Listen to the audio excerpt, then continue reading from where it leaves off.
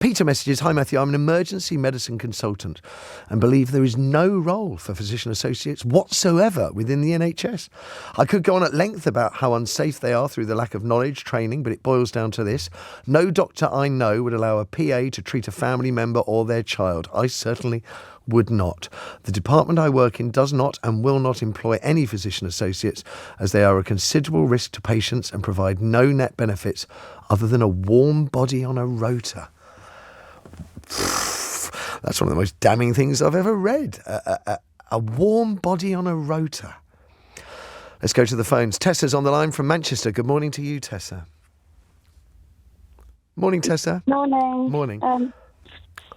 Your thoughts on physician associates? So I am a physician associate. Ah, okay. So how do you feel about being described as a warm body on a rota? Quite disgusted, actually. I have to say that's one of the rudest things I've read about. I mean, that is reducing you to literally not a waste of space, but just a space. You occupy space in the NHS. Why did you become a physician associate, Tessa? So I did my undergraduate, and then I wanted to do more patient-facing care, and physician associate allows me to do that. Right. And provide hands-on care to patients and make a difference in the NHS, right, which I think is what all the PAs want to do.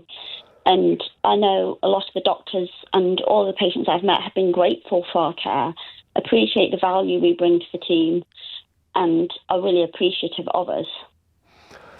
Do you feel your colleagues, your doctor colleagues, are you in a hospital, Tessa? Yes. Right. So your colleagues in the hospital, do they think highly of physician associates? In my department, yes. Right. I know that some PAs in other departments who haven't worked with PAs have less views. Right. However, I think some of that is also due to misinformation online. Yes. And having worked with PAs, I've heard a number of colleagues telling me that they've changed their minds once they've worked with PAs and they've seen what we can provide to the team and the value we bring and the care we provide to the patients. Do you get many pushbacks from people who say, "No, Tessa, I don't want a physician associate. I want to see a doctor"? And if so, how do you respond to those? I'm not particularly comfortable answering that question, I'm afraid. Okay, no worries. Can I ask, did you ever consider training to become a doctor?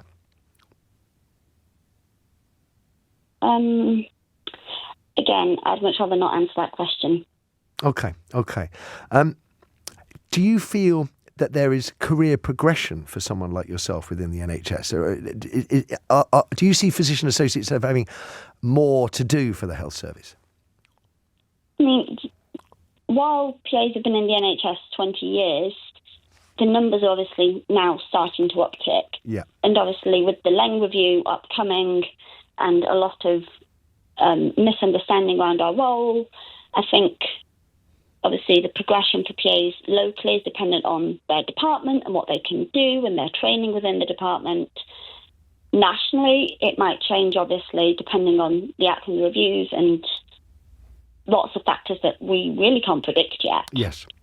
So I think that question is very much let's wait and see what the future brings. Let me leave you with a message which is totally contrary to the message I read out before. This is from someone called Alex. Morning, Matthew. I work as an A&E registrar. I now work with several physician associates, and before this, I too was of the opinion they were a warm body on a rota. Okay. Now, says Alex, having worked with them for a year, I actually think the ones I work with are great and would happily have them look after me or my family. A slight caveat is that must be in an adequately resourced and staffed department with correct supervision. But that is true of all staff groups, including doctors. So what I'm finding fascinating here, Tessa, is we have two senior medics within the NHS that have absolutely polar opposite views of people like yourself. Yeah. I'm struggling to understand how the views can be so diametrically opposed? Is it simply here that Alex has experience of working with physician associates in a properly staffed and supervised environment? But like you said, in every department, every staff group needs to be properly supervised and properly staffed. So you can't really pin that on solely physician associates. And as I'm sure you're aware, many A&E departments and nationally across the NHS, we are facing poor staffing, higher workloads, corridor care for patients, which is unacceptable. However, it is the current state of the NHS. Dave is on the line from Manchester to talk about physician associates. Good morning to you, Dave. Hi, good morning. Thanks very much for discussing this morning. Thanks for calling. So my first concern really was just what a waste this all seems to be. Clearly the government are very keen to flood our workforce with physician associates, and following the closure of many PA courses in this country are happy to try and recruit from abroad instead. But we're simultaneously training up masses of medical students, which we're spending hundreds of thousands on as taxpayers, and they're also getting into immense personal debt for.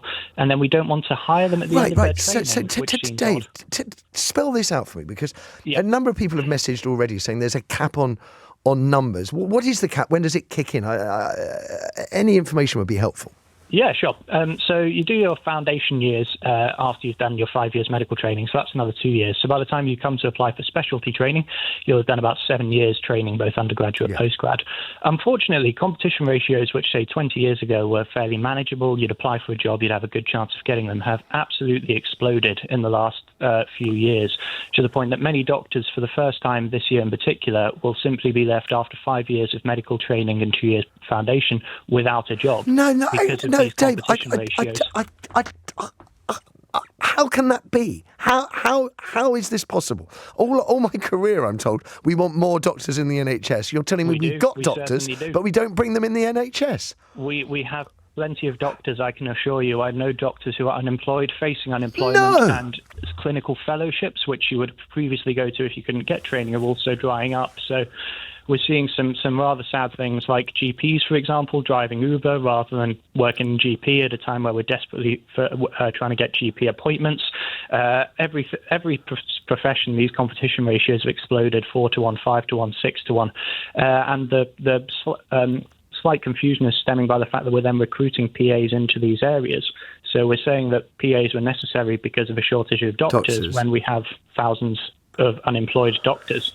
So it seems like some real questionable workforce planning, particularly when you consider how many medical students we're still bringing through the pipeline that are not going to get a job at the end of it. A number of people have messaged to say it's all about the money. It's all about the money, that a qualified doctor is going to be much more expensive than a physician associate. And the picture that you've outlined, apart from, I endlessly use the word Kafkaesque because I can't think of a better way to describe it, apart from maybe Orwellian, but Kafkaesque is better in this case.